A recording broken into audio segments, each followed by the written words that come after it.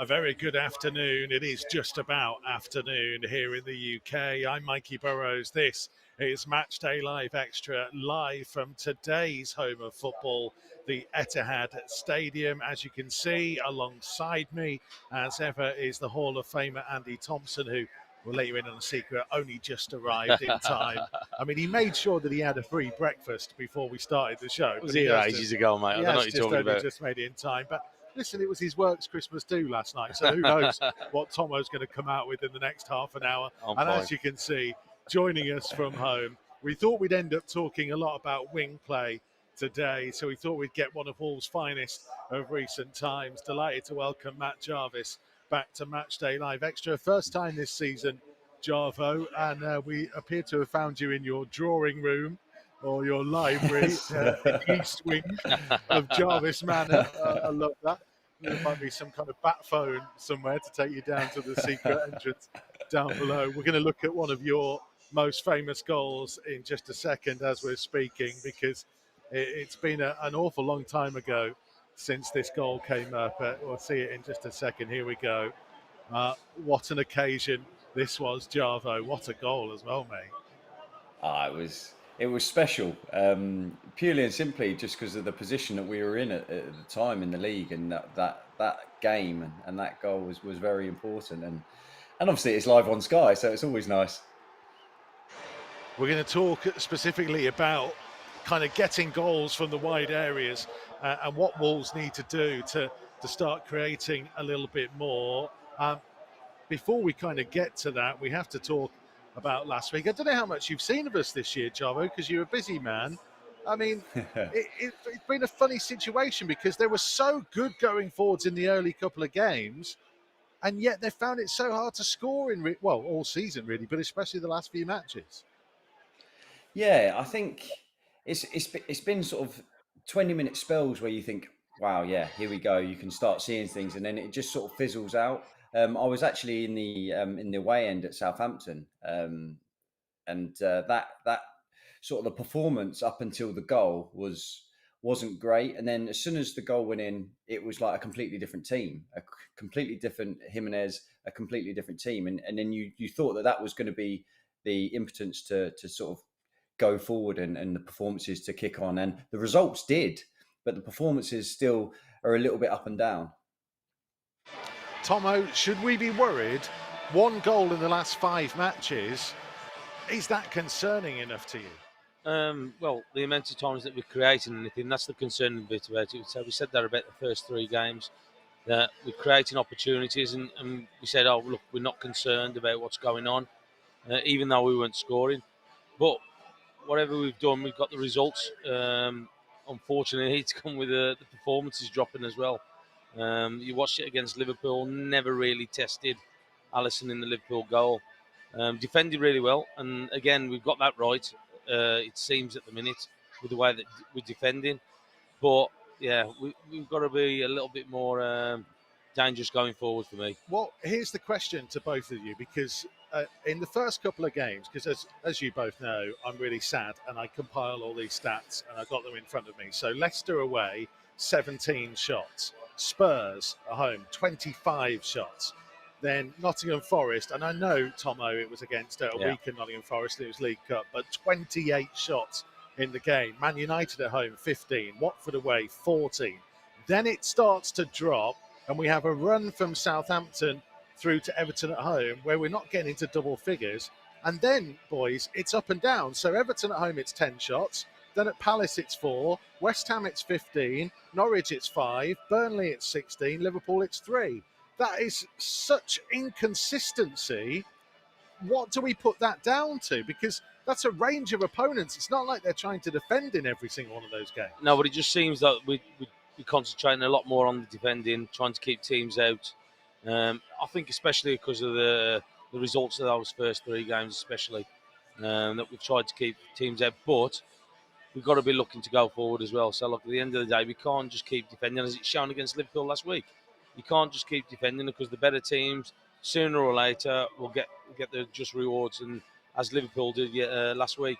But again, I just think that we need a lot more from our fullbacks. I think they seem to be the focal point that we're actually using down those flanks. Because you can see it, Jimenez is getting very frustrated playing up front because of the service that he's getting as well. But this is the key thing, Matt, that, they only once this season have they had a worse pass success rate than they had last weekend, and it was the lowest possession that they've had all season in any game. So whilst they're being quite strong defensively, they're not going to score goals if they're not keeping the ball and they're not creating opportunities. No, they're not. But the thing that they obviously, like Tomo said, the start of the season, the results went well. So they've had to learn and build from that. So you start with a defensive base and then you start to get the results, which is what's happened.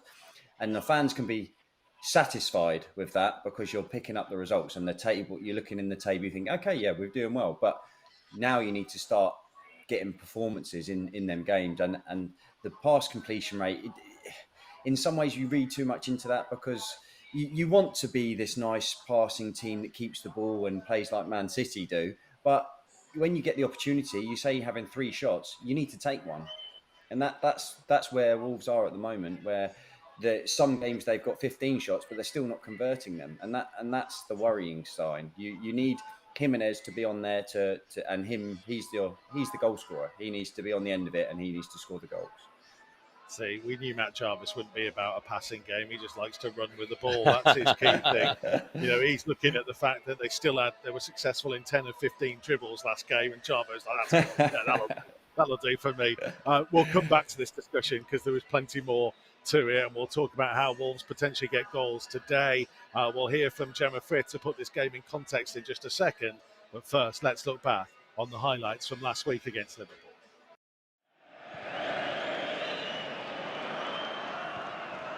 Now then, Hwang pouncing onto a loose ball from Van Dijk, onto Jimenez in the penalty area. He smashed it goalwards and eventually the offside flag.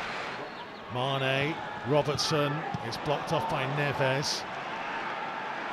It'll come for Thiago, who tries to lift it into the danger zone, and Alexander-Arnold with a clear view of goal. Little flick from Salah. Mane to the right-hand side to Alexander-Arnold. He tries to lift it towards the far post, headed goalwards and just wide. Big opportunity for the birthday boy, Diogo Jota.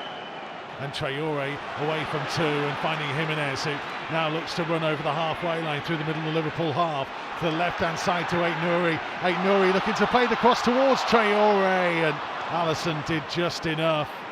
Cesar collects it on the right-hand side of his box and immediately looks to launch it downfield with Van Dijk isolated, Traore chasing him, and Van Dijk is being nudged back to the corner flag, and Traore has robbed him. It's Traore into the penalty area, trying to tee it up for Hwang, and Hwang still going but forced wide, takes a tumble, and it will be a Liverpool goal kick.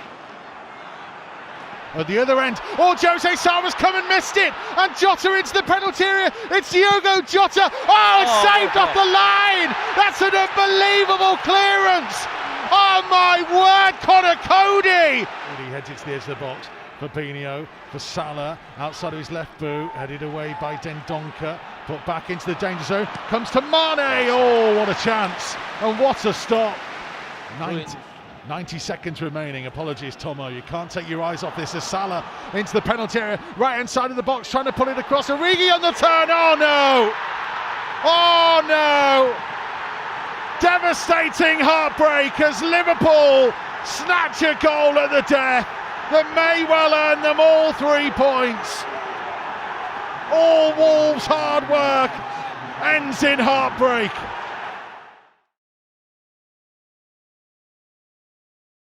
We just missed out on a point last time out against Liverpool, but today we are at the Etihad Stadium for Wolves v Manchester City, our 125th meeting with the reigning champions. Now, this is the first time that fans have been able to travel here since Adama Traore scored a brace here in 2019. Now, he has scored more league goals against Manchester City than any other side, and this is a fixture that usually gifts us with a lot of goals, averaging at 3.83 per match, so it could be a busy afternoon. But it is going to, of course, be be a tough game with Man City sitting top of the table, and they've won an incredible 31 of their 39 league matches in 2021, the third highest in a single calendar year in English top flight history. And with 5 games still to go in December, they are well on their way to breaking that record as well. But after a strong performance again last time out, Wolves are the only team in the league yet to concede a goal from set-piece situations, excluding penalties, despite facing 39 shots from such situations. For contrast, last season we conceded 14 set-piece goals, which shows just how much we've improved since Bruno Lage and his coaching staff came in the summer.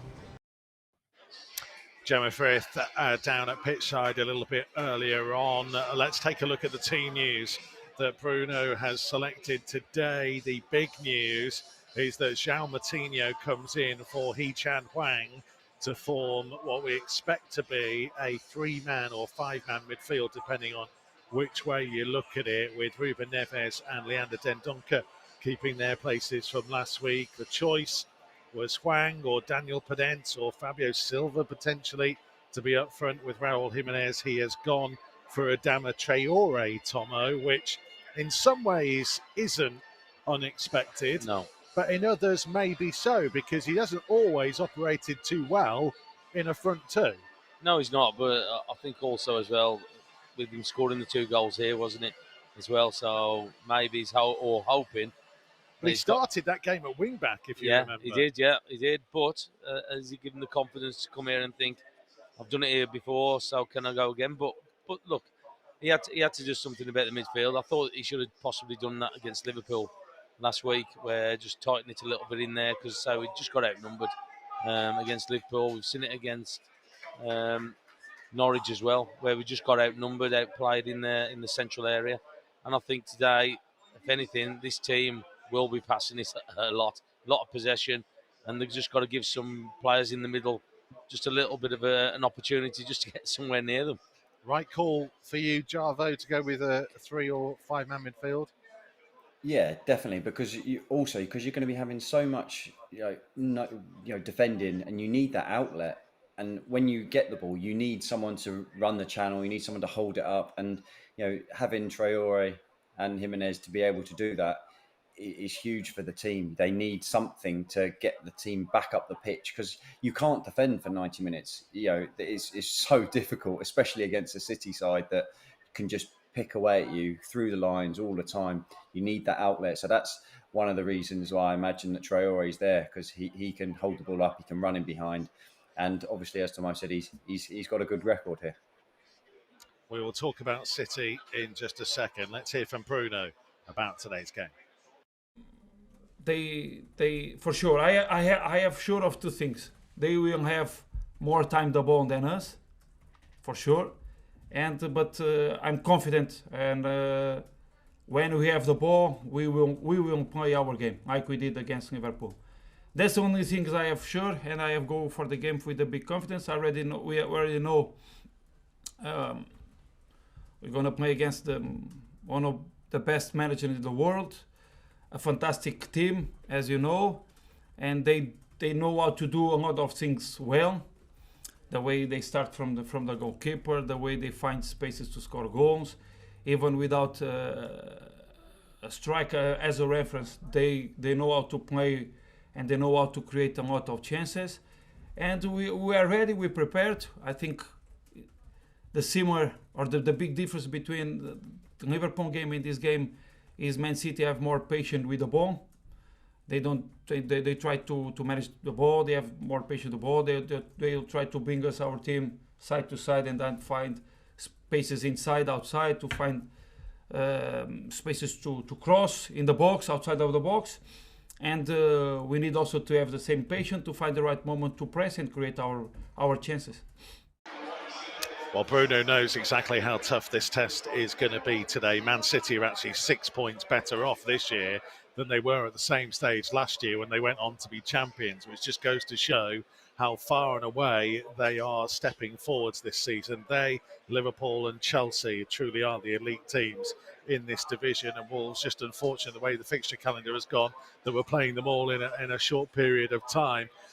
We mentioned him then, Matt Jarvis, so let's talk about Adama Traore and how he potentially makes the difference today in a slightly different role. We'll look at the game where he made the difference, as Tomo mentioned it 2 years ago here at the Etihad. He started at right wing back, but in this game he converted to go up top with Jimenez, and he made a massive, massive difference. So how do they get the best out of him today? I think for me, the big factor for Traore is he needs to be in the game. You know, if he's out on the right and you're playing against a team that occupy the ball, he's never in the game.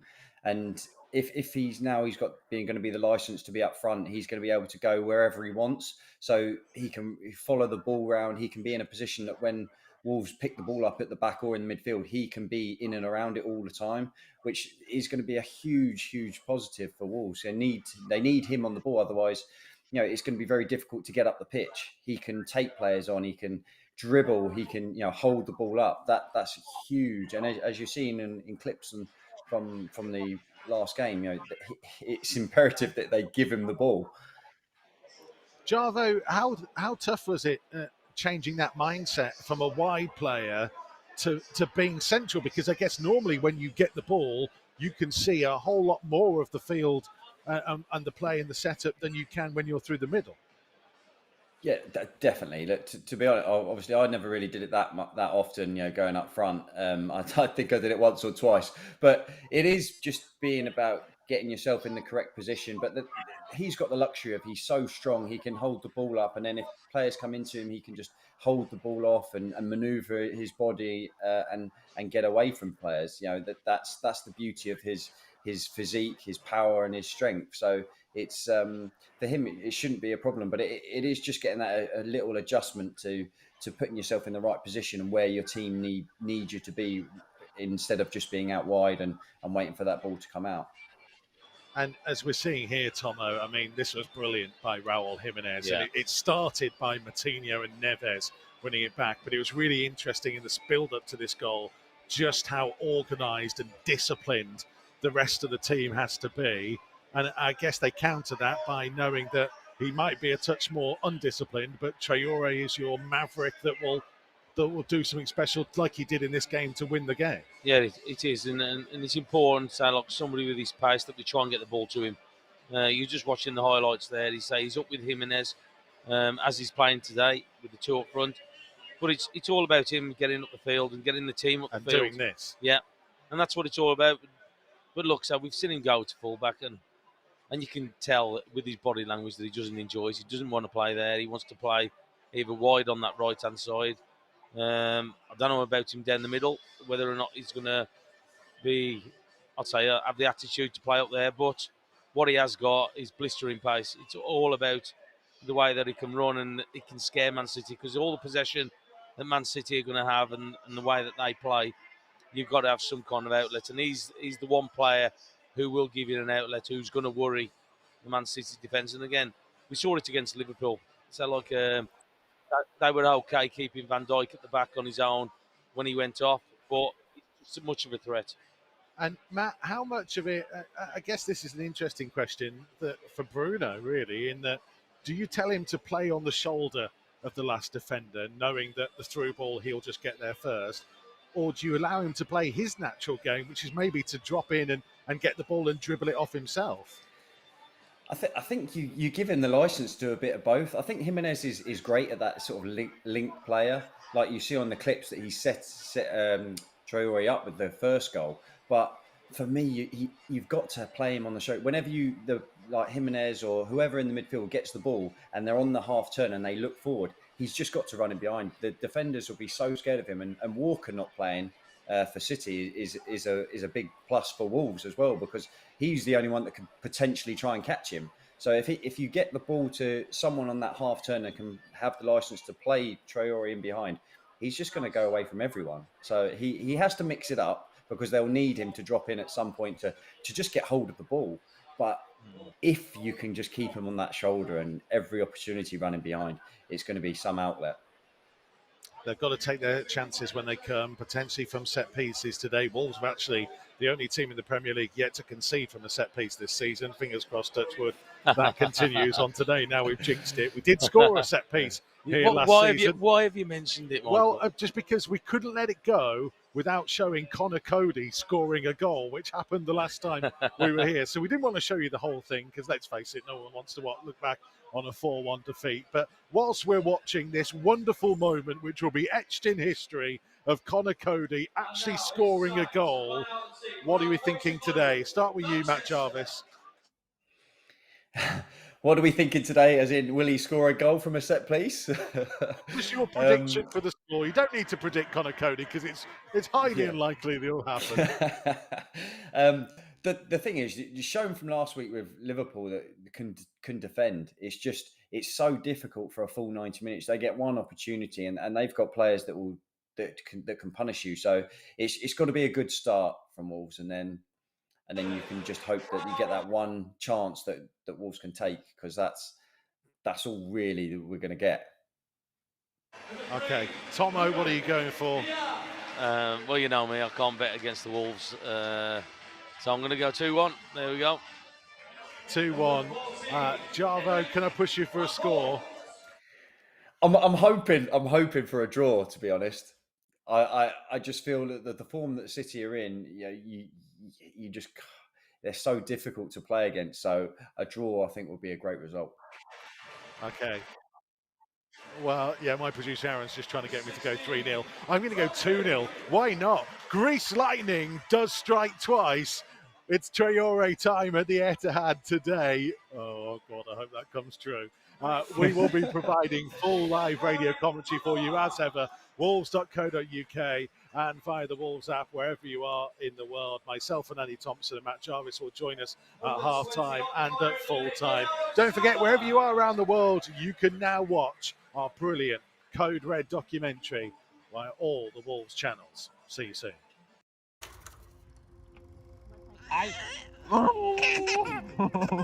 He's an awesome father, He plays a lot with Arya. He's just the most laid back, kind, generous, decent man you could possibly imagine. I think he's a lovely guy. Honestly, I thought from the very first time I met him, not just as a footballer, but as a person, as a human being, how much he would fit into our change room. I think the fans sort of instantly took to him and knew that they had a striker of real class. He's so talented, he's so athletic, he's fast, and he's a goal scorer.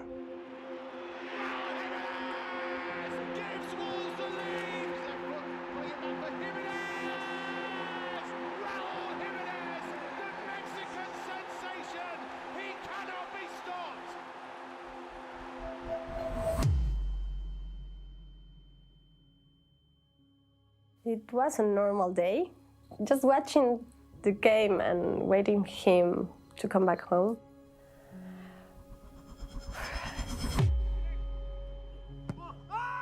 First of all, there's a frightful clash of heads there as I think David Luiz collided in to Raul Jimenez. The noise, that will stay.